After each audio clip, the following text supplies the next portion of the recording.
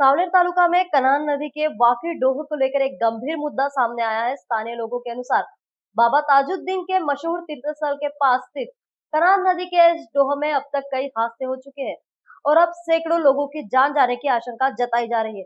इसी को देखते हुए हित ज्योति आधार फाउंडेशन ने आगे आकर इस क्षेत्र का विकास करने का प्रयास किया है। विधायक डॉक्टर आशीष बाबू देशमुख को लिखित ज्ञापन सौंप कर और इस खतरनाक गड्ढे को तुरंत भरने की मांग की गई। मामले की गंभीरता को देखते हुए विधायक डॉक्टर आशीष देशमुख ने तुरंत संज्ञान लिया और संबंधित अधिकारियों, सावनेर उपविभागीय अधिकारी, जल संधारण विभाग और अन्य विभागों से चर्चा कर आवश्यक कार्रवाई के निर्देश दिए। इस दौरान हित ज्योति आधार फाउंडेशन के संस्थापक हितेश बंसोड़, युवा समाज सेवी भूषण कुबड़े, सावनेर तालुका मराठी पत्रकार संघ के अध्यक्ष किशोर धुंडले, जलतारा संयोजक मदन डहाके, निखिल पोटभरे, राजा फूले सहित कई लोग मौजूद रहे।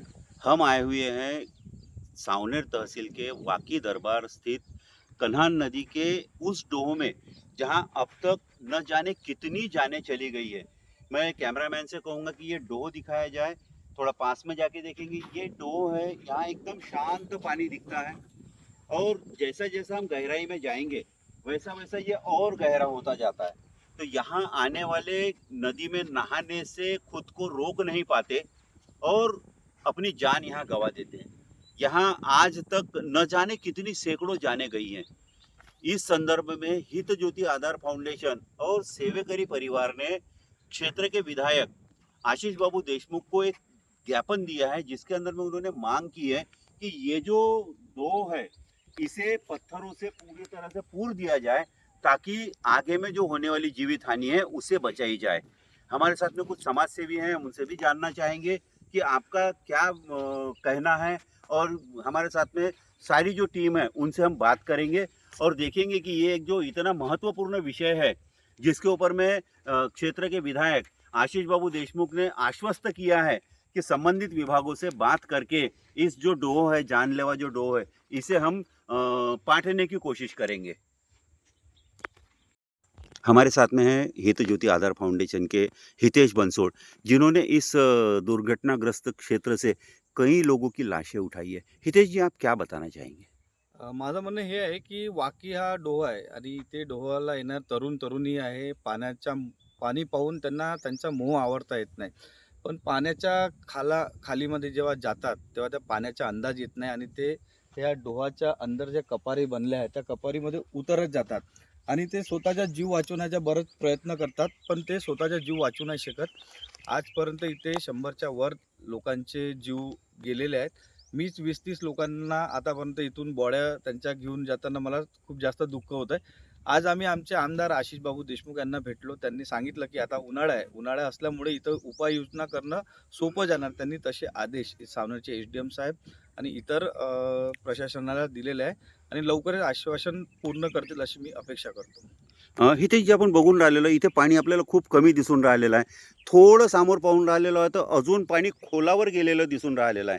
काय हेच मूळ कारण आहे की इथे समोर जाऊन व्यक्ती दगावतात? इथे आपल्याला असं वाटतं की पाणी फक्त घुटणावर असेल, पण जेव्हा माणूस अंदर जातो तर ते एक माणूसपेक्षा जास्त पाणी ह्या इथेच आहे. तर समोर किती पाणी असेल याचा तुम्ही अंदाज करू शकता. आणि इथे कपारी आहे. ह्या कपारी 2-2 माणूस अंदर जातात. ते एवढं खोल कपारी आहे. मला वाटतं इकडे जी दगड आहे हे मोठे, हे आपण जर इकडे व्यवस्थित केले तर लोकांचे जीव जाणार. लोकांचा जीव जाणार नाही. आपण लोकांसाठी, लोकांचा जीव वाचवण्यासाठी जे धडपड करत आहात हे खरंच वाखावण्यासारखी आहे. आपल्यासोबत परत अजून लोक आहे, आपण त्यांचंही ओपिनियन घेऊ.